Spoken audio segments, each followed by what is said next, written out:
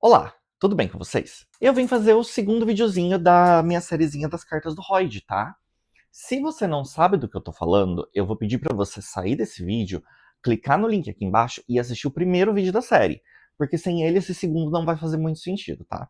Mas basicamente, eu decidi fazer uma sériezinha de vídeos decodificando as cartas do Royd nas epígrafes de O Relato da Guerra das Tempestades, ou The Stormlight Archive, série de fantasia épica do Brandon Sanderson que está inserida no universo da Cosmere. Eu não vou dar grandes introduções aqui, tá? Eu espero que você já tenha visto o primeiro vídeo, se você está aqui, se não, vai lá assistir, lá eu dou toda a introdução necessária para que você veja essa sériezinha de vídeos. Vamos falar então da carta que está nas epígrafes de Palavras de Radiância. Antes eu vou relembrar com vocês rapidinho o que a gente tem de informação na primeira carta, né? Então, lá em Caminho dos Reis, a gente tem o Royd escrevendo uma carta para esse amigo, ele chama de velho amigo, que ele, inclusive, num determinado momento, chama de Réptil, tá? Isso é um detalhe engraçado. E por que o Royd escreve essa carta? Ele escreve essa carta dizendo, olha, o Rayse é uma pessoa muito perigosa, ele detém o fractal mais perigoso de toda a Cosmere. Você viu o que aconteceu com o Bate, que era um homem bondoso e generoso, mas que se tornou o que se tornou. Você sabe que o Rayse de começo já não prestava. Olha o que aconteceu quando ele foi para Cell. Ele matou a Ona e o Sky, e ele representa um grande perigo para a Cosmere inteira. Então eu estou te pedindo para sair desse lugar de não intervenção que você está, porque a gente precisa fazer alguma coisa para parar o Rayse. Né? Então a gente está falando aqui das fractais de Adonausium, dessas 16 partes, que detêm aí as características da personalidade desse grande deus que foi fragmentado, né? Então ele vai citar nessa primeira carta o Ati, que é ruína, ele vai citar a Ona e o Sky, que foram mortos, que são devoção e domínio, que eram os fractais que investiram lá no planeta de Elandris. Ele vai citar Bavadin num determinado momento, que eu ainda não vou contar pra vocês quem é. Né? Vão ler a Segunda Era de Mistborn, vocês vão descobrir quem é a Bavadin. E se você já leu Palavras de Radiância, o que eu suponho que tenha sido o caso se você está nesse vídeo, você já deve saber qual é o fractal cujo Rayse é o receptáculo, né? Eu vou falar, tá? Vou soltar aqui. Rayse é receptáculo de Odium, certo? Aqui em Palavras de Radiância, nós vamos ter a resposta dessa primeira carta. Então, nós vamos ter este amigo que está nessa posição de não intervenção, respondendo essa carta do Royd e argumentando os motivos pelos quais ele insiste nessa posição de não intervenção. Então eu vou ler com vocês essa segunda carta e a gente vai discutir um pouquinho do que é dito nela. Tá? Deixa eu pegar aqui, como eu fiz no primeiro vídeo, parte por parte, a gente vai destrinchando o que está sendo dito. Então, lembrando, aqui nós temos a resposta da primeira carta. Este velho amigo, que ele chama de velho réptil num determinado momento, escrevendo para o Royd. E ele vai começar dizendo o seguinte, epígrafe do capítulo 59. Endereçarei essa carta ao meu velho amigo, entre aspas, já que não faço ideia do nome que você está usando atualmente. Você desistiu da gema, agora que ela está morta? E já não se esconde mais por trás do nome do seu antigo mestre? Ouvi dizer que na sua atual encarnação você assumiu um nome em referência ao que presume que seja uma das suas virtudes. Bom, se você está lendo o Relato da Guerra das Tempestades, você sabe que nessa história, o Royd, na grande maioria das vezes, na grande parte dos momentos, ele não se apresenta enquanto Royd, ele se apresenta com outro nome, que em português ficou Riso, né? Em inglês, Wit, que não é exatamente uma tradução literal, né? Wit seria uma coisa mais... Eu acho que a gente traduziria o wit como alguma coisa como sabedoria. Não sei, me corrijam aí se eu estiver errado, tá? Mas pra mim é isso que a palavra wit, né, me traz, é como eu traduziria. Mas aqui ficou riso, né? E aí ele fala, ouvi dizer que na sua atual encarnação você assumiu um nome que seja referência ao que presume ser uma das suas maiores virtudes.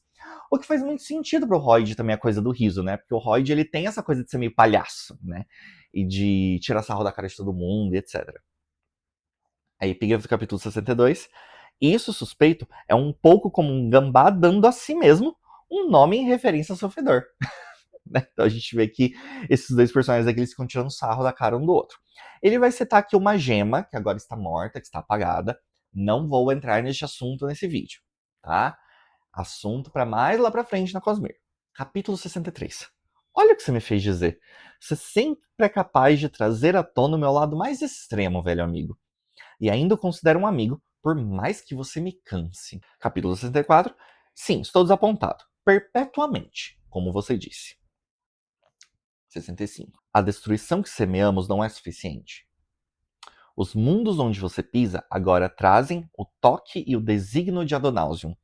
Nossa interferência até agora não trouxe nada além de sofrimento. Então, Adonausium é este grande deus, né, que foi fragmentado em 16 partes.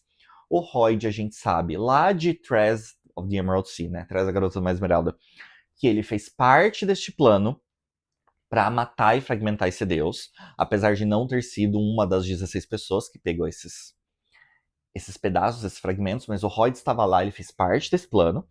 E aí essa pessoa vai dizer, os mundos onde agora você pisa trazem o toque e o desígnio de Adonausium. Quer dizer que os mundos eles foram infundidos por esses fractais, por esses pedaços, né, que um dia fizeram parte de um grande deus todo-poderoso que era o Adonausium. Próximo capítulo, 67. Meu caminho foi escolhido de modo bastante deliberado. Sim, concordo com tudo que você disse sobre Raze, incluindo o grave perigo que ele representa. Contudo, me parece que todas as coisas foram estabelecidas para um propósito, e se nós, como crianças, tropeçamos pela oficina, nos arriscamos a exacerbar e não prevenir um problema. Raze é prisioneiro. Ele não pode deixar o sistema agora onde habita.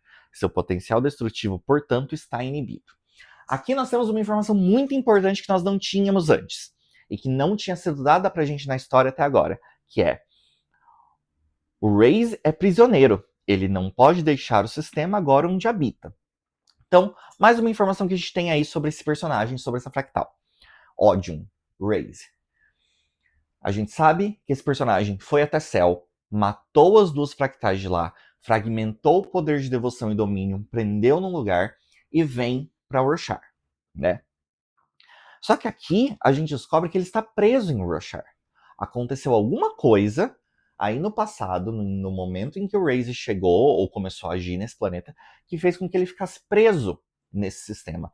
No momento em que a gente está na história, Odium não consegue sair de Roshar e ir para os outros planetas da Cosmere. Ele está preso nesse sistema por algum motivo, né? Ele vai dizer, o Raze é prisioneiro, ele não pode deixar o sistema onde habita. Seu potencial destrutivo, portanto, está inibido.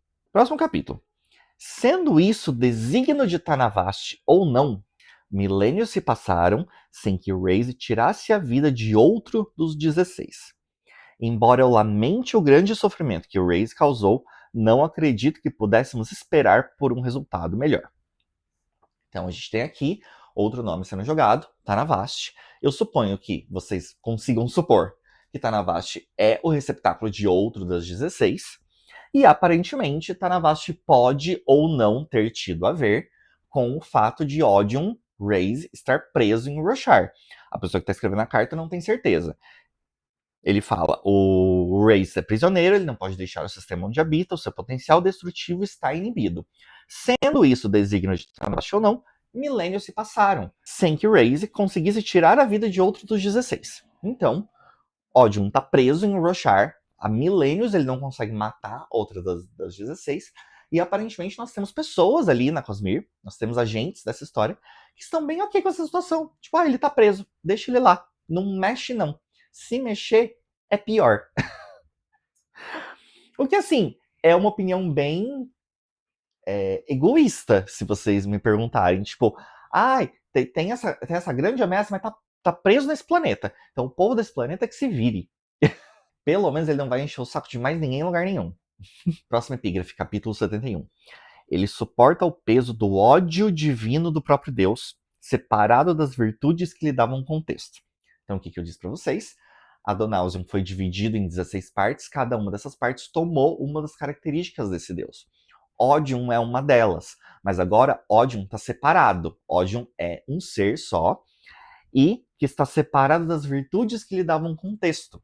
Ele vai continuar. Ele é o que nós fizemos dele, velho amigo. E é isso que ele, infelizmente, desejava se tornar. E aí é que ele vai dar a entender que essa pessoa que está escrevendo também fez parte desse plano. Ele é o que nós fizemos dele. Porque nós fomos responsáveis pela fragmentação desse Deus. Foi culpa nossa que ódio passou a ser uma entidade separada. Capítulo 72. Suspeito que ele agora seja mais uma força do que um indivíduo, apesar da sua insistência do contrário. Aquela força está contida e um equilíbrio foi alcançado. Você, contudo, nunca foi uma força de equilíbrio. Você traz o caos em seu encalço feito um cadáver arrastado pela perna na neve. Por favor, escute meu pedido. Saia daí e una-se a mim no meu voto de não intervenção. A própria Cosmir pode depender da nossa moderação. E assim terminamos a carta de palavras de radiância. Então aqui a gente vai ter esse personagem insistindo com o Roy, tipo, não mexe, não tenta fazer nada.